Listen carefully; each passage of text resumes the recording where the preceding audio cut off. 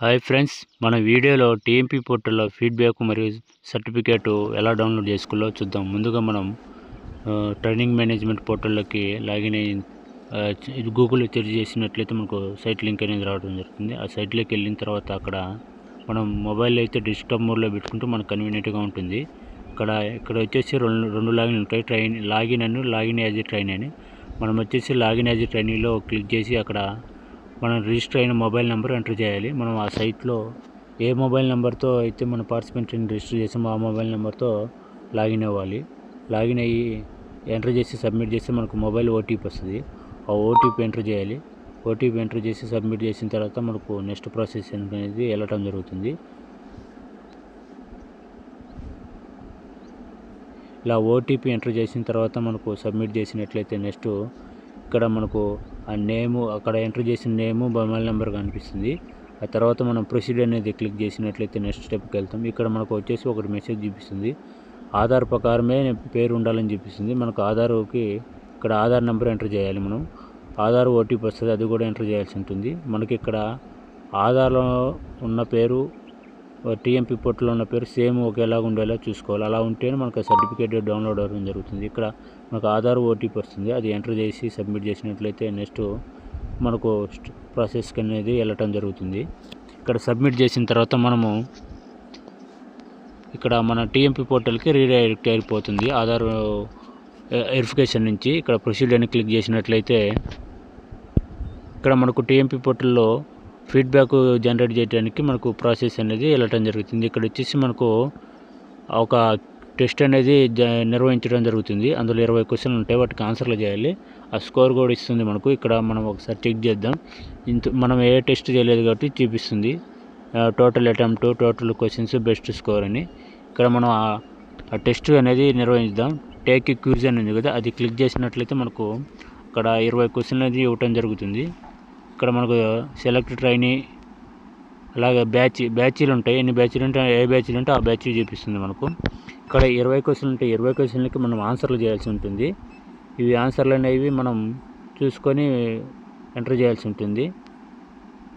ఇలా 20 క్వశ్చన్లకి 1 by 1 enter చేసి submit చేసిన తర్వాత మనకు స్కోర్ అనేది ఇవ్వటం జరుగుతుంది.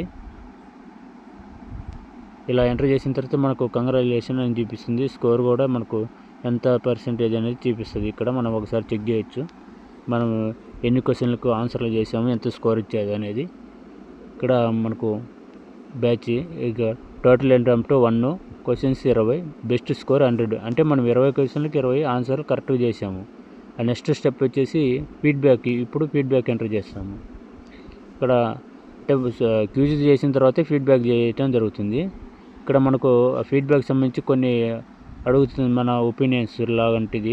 అక్కడ ఎలా ఉంది, గుడ్, ఎక్సలెంటా, పూర్ అనేది ఉంటుంది. మనం మీకు ఎలా ట్రైనింగ్లో ఏ విధంగా అయితే అనిపించిందో అది ఎంటర్ చేస్తాం. మనము దాదాపు అన్నీ మనం ఎక్సలెంటే చూపించడం జరుగుతుంది. ఇక్కడ ఇలా అన్నీ ఎక్సలెంట్ అని ఎంటర్ చేసిన తర్వాత మనం ఇలా అన్ని ప్రతిదీ ఒకటి ఎక్సలెంట్ అనేది ఎంటర్ చేస్తున్నాం. ఇక్కడ వచ్చేసి option duration of the performance conducted అని ఇచ్చారు. ఇక్కడ హై అని చూపిస్తున్నాము, అన్నిటికి కూడా హై అని చూపిస్తున్నాము.